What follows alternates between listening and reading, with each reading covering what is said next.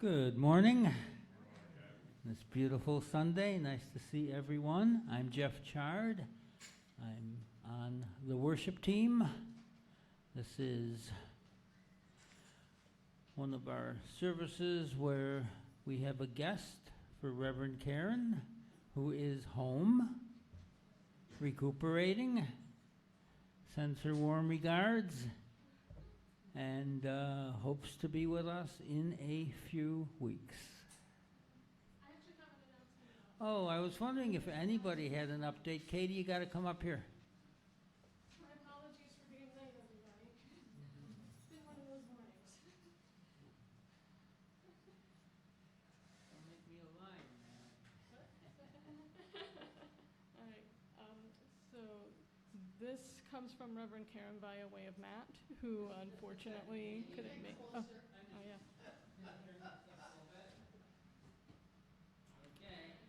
All right. So this comes to us from Reverend Karen via way of Matt, who unfortunately couldn't make it this morning. She says, the message is, Reverend Karen is being so well cared for by a series of family and dear friends. One of those with her right now is an MD. Recovery is slow but good, and I'm afraid after being hospitalized 12 days, my stamina is low, but I am taking the good advice from so many of you to not rush. Lots of follow-up appointments and new rehab will take place in rapid succession starting Monday. I can clearly feel your loving, sustaining care for me and for each other. Reverend Karen.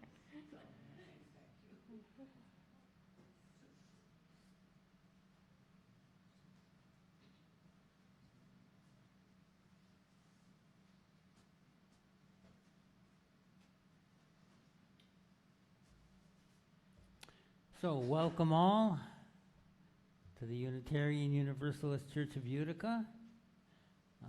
I'm still Jeff Chard. It's been said by some who are not a member of any organized religion, that's why they are Unitarians. And almost all of you have been here. You know that this church welcomes all gender identifications, all persuasions, people from all religious traditions. We come together here as an act of community. And once again, it's wonderful to see everyone here this morning. Barb Freeman is going to talk to us about leaves.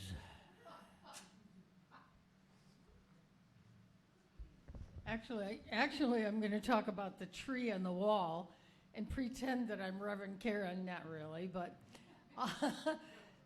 one of the goals of the Tree of Life that Karen talked about at one of our Together Times for Children was that it was a visible way to show how all of us in the church are working on environment and climate through things that we're actually doing in our daily life.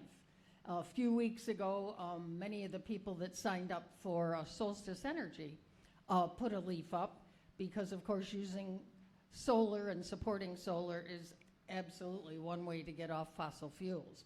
So I'm here to remind you, if you saw the newsletter, the climate tip for this week was to think about what you had done or could do, and when you do it, to come in and put a leaf on. Now, I just happen to know that Paul Hadley actually signed up for Solstice in the interim while he was gone to Ferry Beach or before. And Paul, would you mind coming up? The leaves are on that stool, and the markers are on the music stand.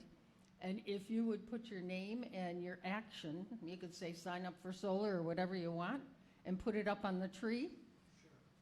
Sure. I think there's tape there, or there's tape on the tree. I'm seeing these blobs that look like tape, but maybe they're not.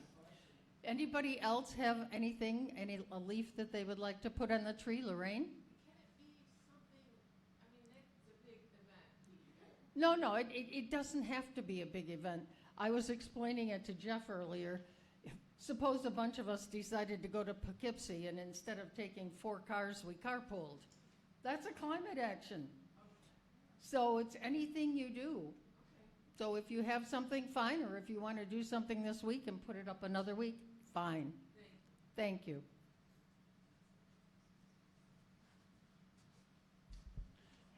Are there any additional announcements this morning?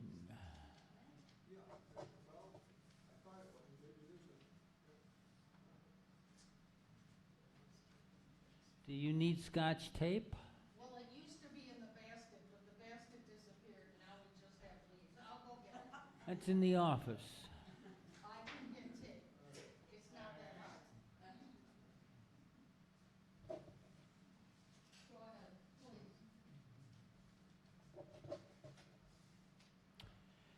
So, here with us, here among us this morning is the Rabbi Henry Bamberger. Hank has been a good friend of Interfaith, of Planned Parenthood, of the Food Bank. Name an organization that does good deeds, and it's very likely that Hank has been on the board of it. My daughter, Steph, and Hank became very good friends. Both were docents at the Utica Zoo. The rabbi has been a docent. You may have seen him handling a small animal, walking around the grounds for years and years. So this morning, we are going to welcome to our church the Rabbi Henry Bamberger, and Hank's going to give the opening words and the call to worship. Is that true? Did we work that out? Good. Come on up. That's wonderful.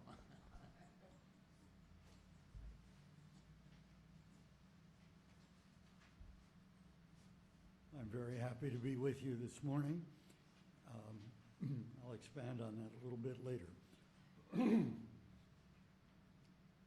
We give thanks for the opportunity to come together as a community, caring for one another, for the world we live in.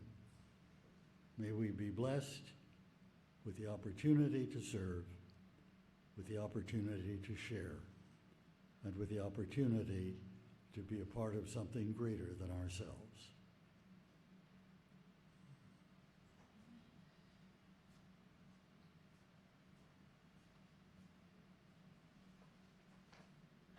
I'm going to ask Barbara if you would light the chalice, please.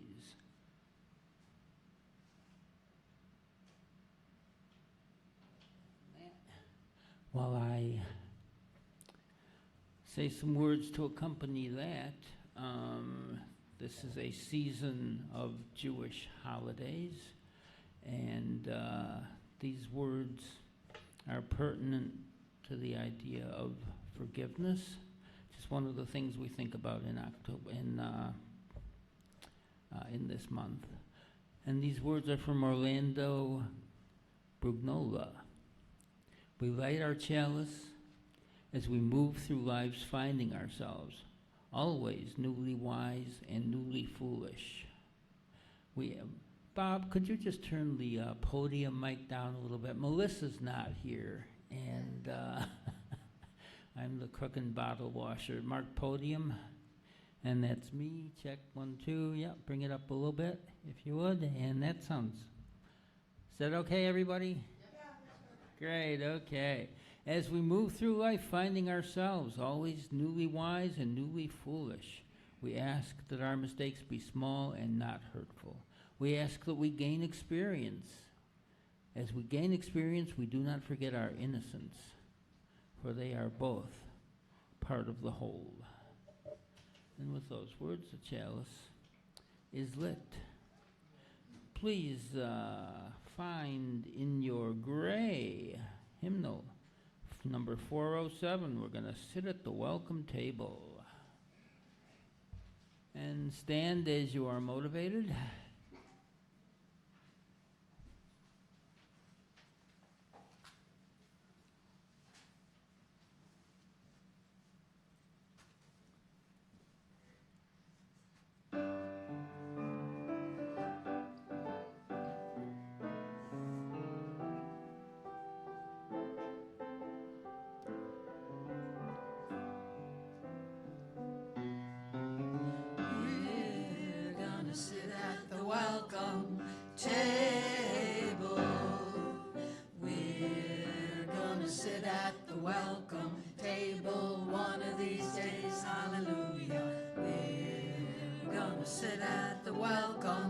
table. Gonna sit at the welcome table one of these days. All kinds of people around that table. All kinds of people around that table one of these days. Hallelujah. All kinds of people around that table. Gonna sit at the welcome table one of these days. No fancy style at the welcome table. No fancy style at the welcome table one of these days. Hallelujah. No fancy style at the welcome table. Gonna sit at the welcome table one of these days. I rushed it.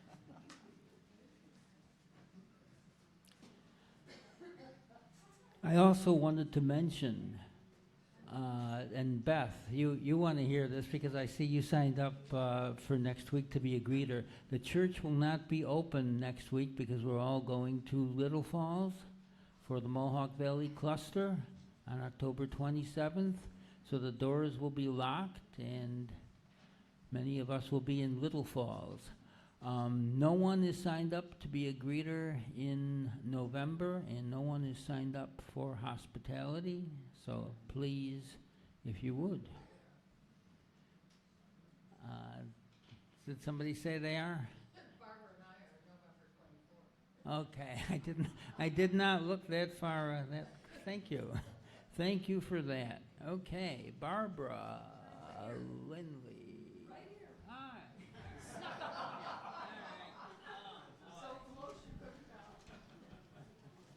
Really, you all kind of get to see how a service is made when Melissa's not here.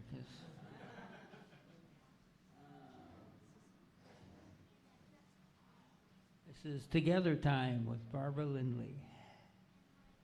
And I made an educational decision. This is the last page of the book.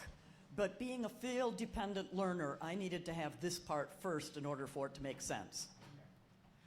About Sukkot.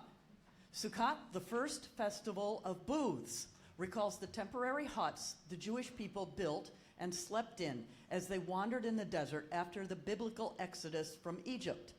The fall holiday is also a celebration of the harvest. Jewish families build and decorate a sukkah outside their home and synagogues. They eat their meals there. They may also study and read in the sukkah. They may even sleep there on warm nights. As a symbol of the harvest, the Torah commands us to take the branches and fruit of beautiful trees and rejoice. The 4 species of trees used in sukkah celebrations are the palm, willow, myrtle of lulav, and etrog, a citrus fruit. And the custom of saying Shema at bedtime. It is the custom for some Jewish families to say the Shema prayer at bedtime, as the mother and the child do in this story.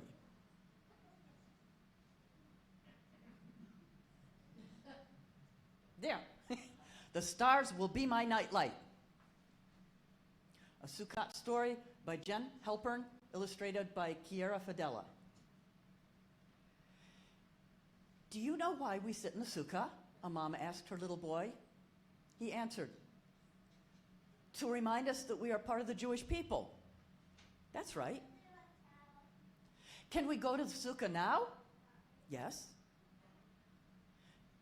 Can we turn on the lights in the sukkah? Of course. Can we read my bedtime story out there? Absolutely.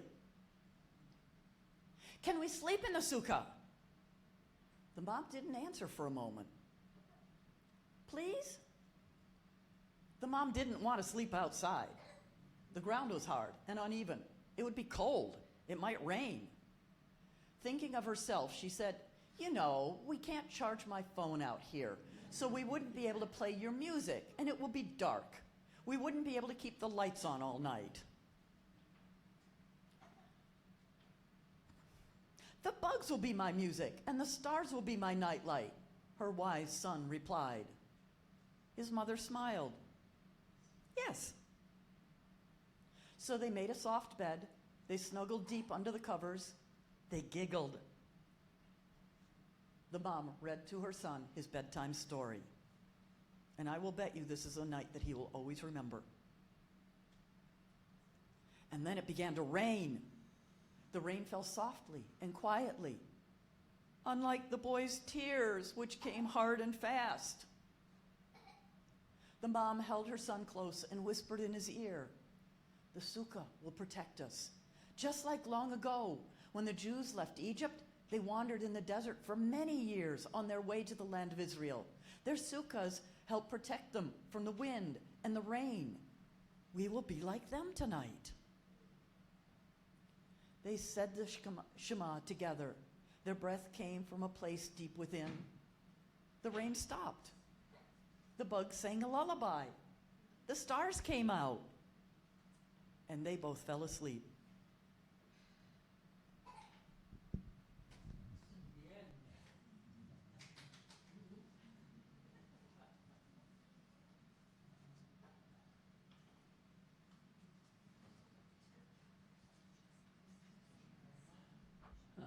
Kathy and I have friends and I have family in Israel. This sukkah on the screen is similar to one that we were in during Sukkot a number of years ago, and that's why I chose that as an image. And Rabbi Bamberger, would you please come up and share your presentation with us?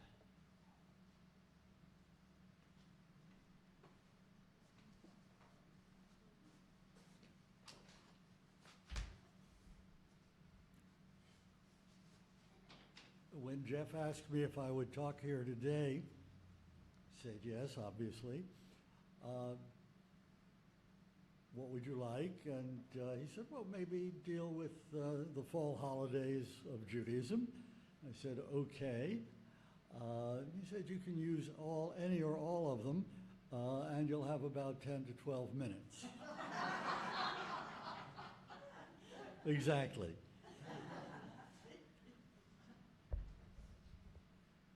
Remember a rabbi being asked to speak at our conference, and would he speak for about 10 minutes on the subject of the day, and he said, I can't clear my throat in 10 minutes.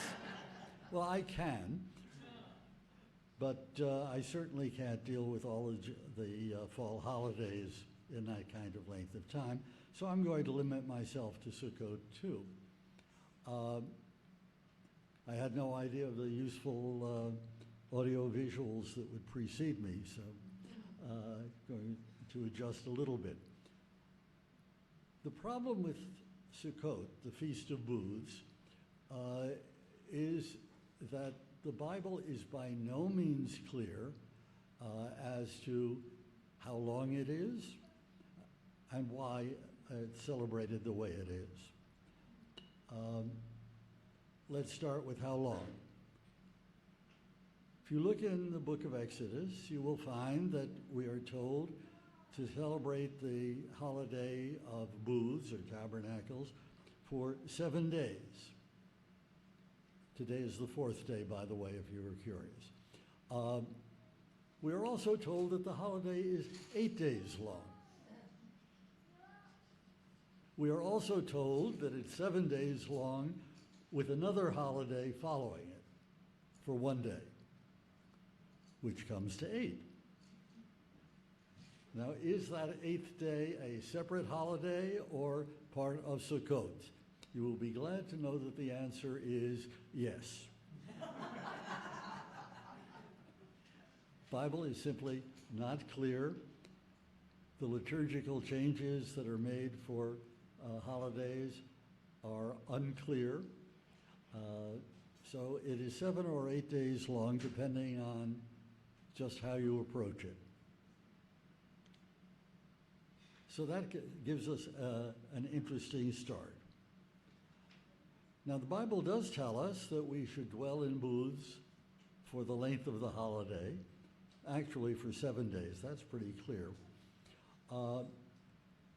It is not as common as it used to be, simply because Jews, certainly along with the rest of the United States, tended to become urban. When you were living on a farm, putting up a sukkah of some sort was relatively easy. You had the space for it. But when you found yourself in New York City or in Chicago, putting up a sukkah became another problem. There is a story told, was not told as a true story to me, but could have happened, of a Jew who lived in New York and made arrangements with his landlord to put up a sukkah on the roof of their building. However, as he put it up, he got trouble from the next building over. There was a man who lived there who was very fond of sunlight and found the sukkah beginning to cut off the sun at certain times of the day. And he took the Jew to court. The holiday had not quite started. It's traditional to start building your sukkah right after the Day of Atonement. And the man was really very unpleasant about this structure that was going to be on the roof next door. And we are told that Judge O'Hara, who had grown up in a very mixed neighborhood of New York, and there were many of those, especially on the Lower East Side, heard the case, turned to the Jew and said, "I will give you 10 days to get that building down. Otherwise, you go to jail." But most of us who lived in New York, and I was one of them, really had no place to put a sukkah. A sukkah, as you see, has at least a couple of walls, and the roof has to be open but covered. Generally, in this part of the world, we cover it with corn stalks, could be branches. The tradition is that you should have at least as much shade from your roof as you have sun coming through it, but you must be able to see the stars at night. More people are having sukkahs of their own today, but still enough of us were brought up in apartment houses that we haven't quite adjusted to the space that we have. Now, we saw the lulav and etrog, the 4 species of plant. The Bible isn't very specific about some of them too. The glorious tree, tradition understands as the etrog, the citron, which is a citrus fruit that looks like a lemon, a little more bumpy than most lemons today. The palm tree, the branch of palm is there, the myrtle and the willow. Myrtle isn't specified either. We're told it should be a thick growing tree. And myrtle isn't really a tree, but these are the 4 species. They're held together. The 3 branches, the willow, the myrtle, and the palm, are fastened together normally with a little woven basket, and the etrog is held separately, and then these 4 species are waved in all 4 directions and up and down as a sign of God's being present everywhere. But although the book that you read said so, and the Bible says so, the fact is that the Jews coming out of Egypt, the Israelites coming out of Egypt, could not have made Sukkot to dwell in on a regular basis. Nomads don't. They use tents, which they can take from place to place. And if you think about the Sinai Desert, some of you may have been there, but any kind of a desert, you don't have a lot of vegetation.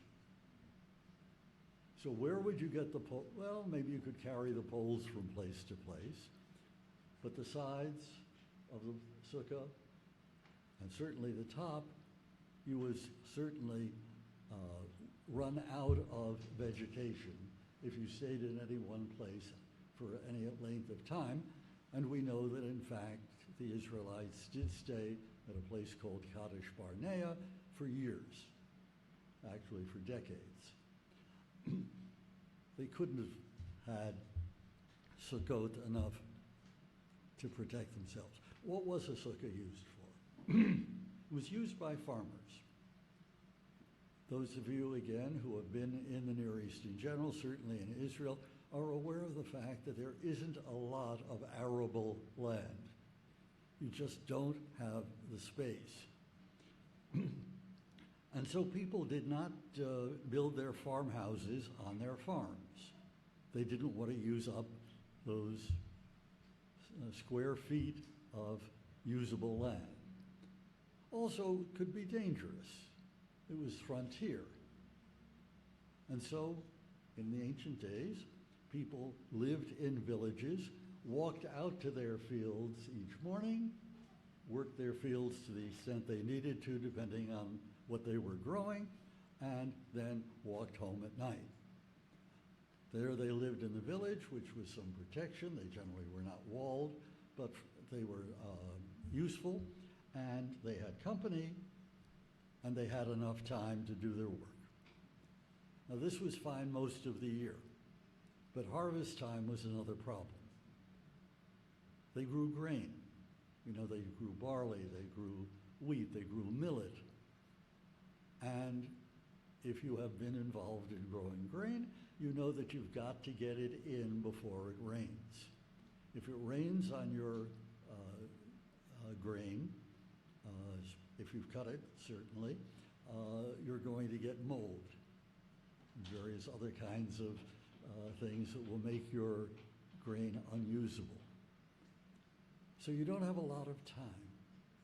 And so people would harvest a few square feet of land and then put up a temporary booth.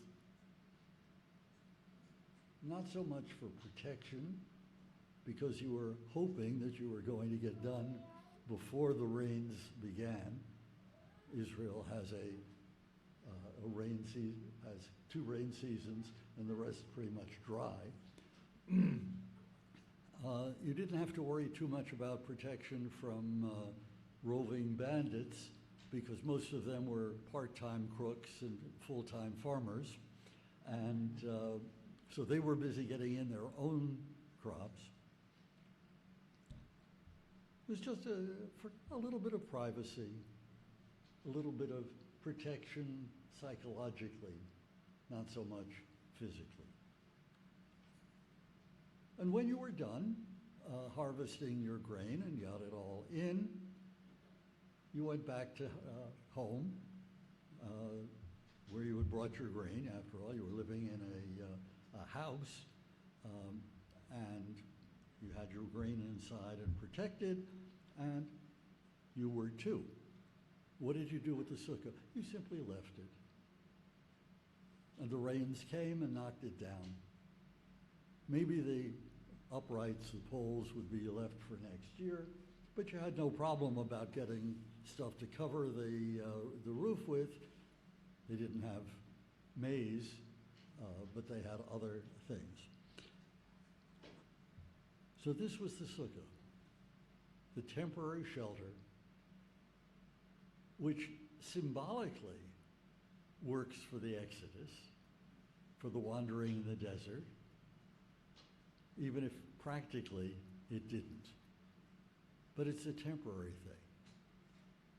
And if you look through the Bible and find other references to the sukkah, or to the word sukkah, the whole picture is very different. It's a symbol of loneliness. It's a symbol of the temporariness, if there is such a word. There is now. It's a symbol of desolation. A sukkah in the field. Today we decorate the sukkah. In those days they didn't.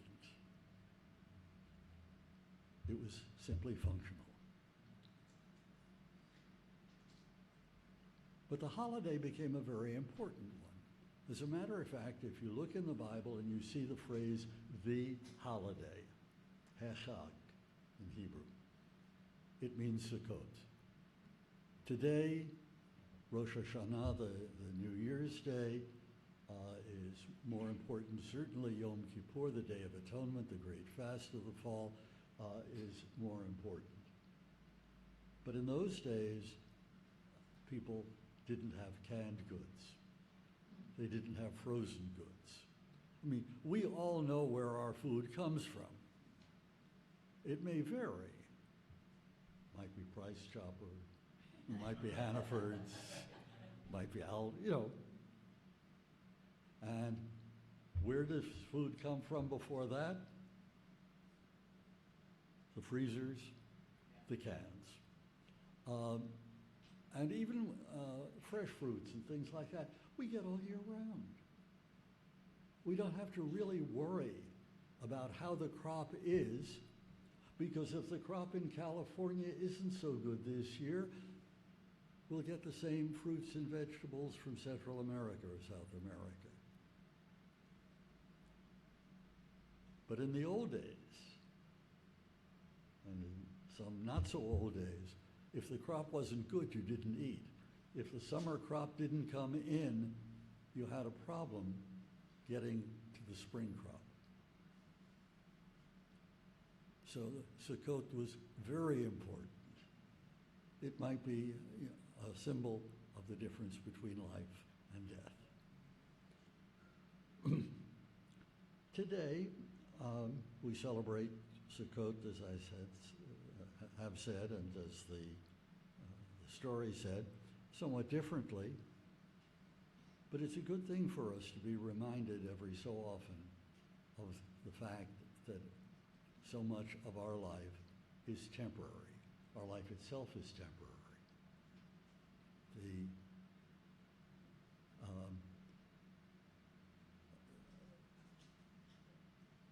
The phrasing that we sometimes get, a permanent home. Ain't no such animal. And it depends on holidays like Sukkot, perhaps, to remind us of this fact, that we are transient, our possessions are transient, and that we should think in these terms. I think there's a very underrated poet, some of you may remember, Ogden Nash. He wrote very light poetry on the whole, played very fast and loose with rhyme, and even more so with meter. You might have a line of one of his poems with 6 syllables and the next one with 52. Really. If you are not familiar with his work, you ought to pick it up. It's sort of fun. He has one poem called In the Middle. And I think I can quote it exactly. When I think of bygone days, I think of how the time has fled. So many I love were not yet born. So many I loved were not yet dead. Underrated poet. And this is perhaps the tone of Sukkot. It's a joyous time, the time of the harvest. We are told that anyone who did not see the holiday of Sukkot observed when the temple stood in Jerusalem, has not seen joy, but it's also a reminder of the temporary nature of the joys that we have.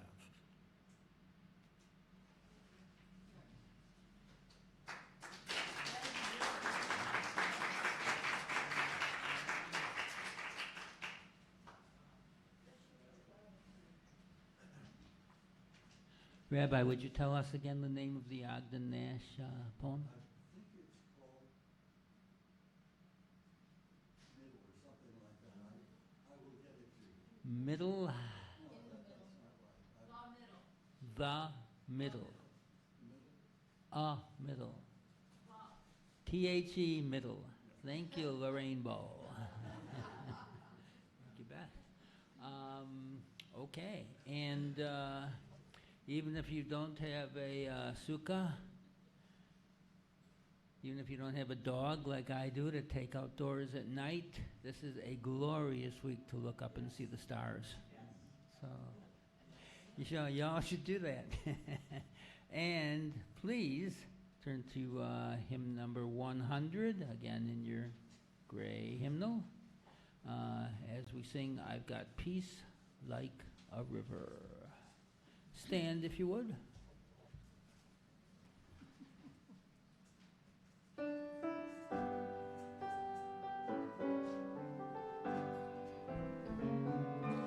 I've got peace like a river. I've got peace like a river. I've got peace like a river in my soul. I've got peace like a river. I've got peace like a river. I've got peace like a river in my soul. I've got joy like a fountain. I've got joy like a fountain. I've got joy like a fountain in my soul. I've got joy like a fountain. I've got joy like a fountain. I've got joy like a fountain in my soul. I've got love like an ocean. I've got love like an ocean. I've got love like an ocean in my soul. I've got love like an ocean. I've got love like an ocean. I've got love like an ocean in my soul. I've got pain like an arrow. I've got pain like an arrow. I've got pain like an arrow in my soul. I've got pain like an arrow. I've got pain like an arrow. I've got pain like an arrow in my soul. I've got tears like the raindrops. I've got tears like the raindrops. I've got tears like the raindrops in my soul. I've got tears like the raindrops. I've got tears like the raindrops. I've got tears like the raindrops in my soul. I've got strength like a mountain. I've got strength like a mountain. I've got strength like a mountain in my soul. I've got strength like a mountain. I've got strength like a mountain. I've got strength like a mountain in my soul. Strength like a mountain in my soul.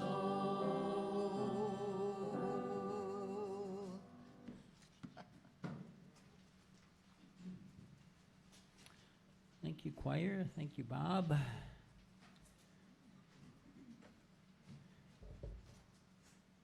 I'm sure we can contemplate the words of that hymn and hope that peace flows like a river through all the countries of the Middle East. Our meditation is from Martin Hassan DiMaggio. Let us work to heal the sick and sustain health, to give to the weary strength and life renewed, to support those who have fallen, to uplift those bowed down, to free all in bondage, to abolish both greed and poverty, to repair and improve the world.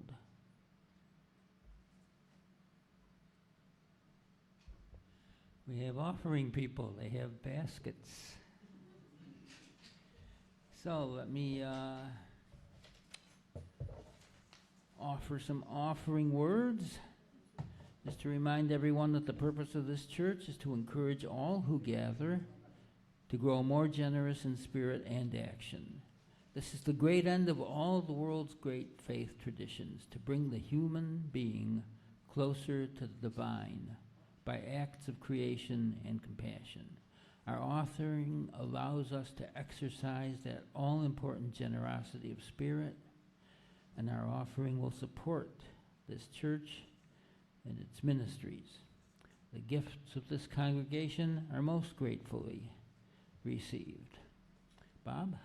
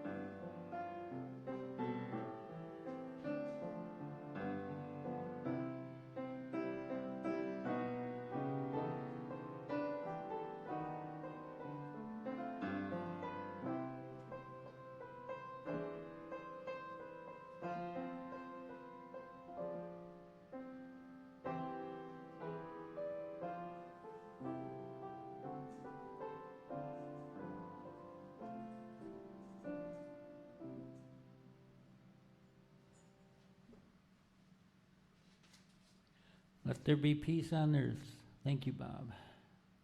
And Rabbi Bamberger, would you grace us with a benediction?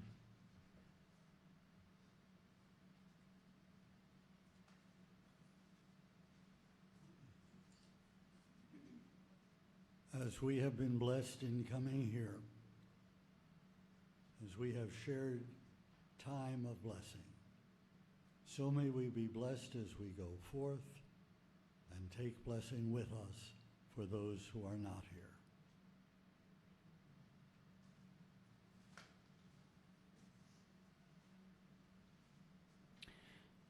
Let us now extinguish our chalice as we recite the words that are printed in the order of service. We extinguish this flame, but not the light of truth.